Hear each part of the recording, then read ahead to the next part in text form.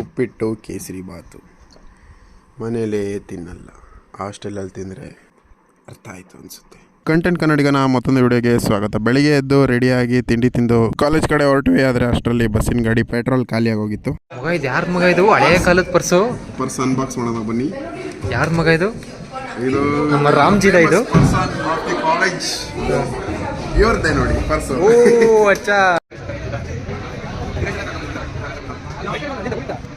ಬಿಟ್ರೆ ಫೋನ್ನಲ್ಲ, ಕಾಲೇಜಲ್ಲಾದ್ರೆ ಬಿಟ್ರೆ ಫೋನ್ನ.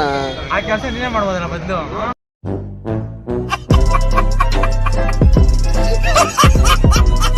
ಕಾಲೇಜ್ ಮುಗಿಸ್ಕೊಂಡು ನಾವು ಹೊರಟ್ವಿ ಹಾಸ್ಟೆಲ್ ಕಡೆ. ಇದು ಇವತ್ತಿನ ಹಾಸ್ಟೆಲ್ ಊಟ.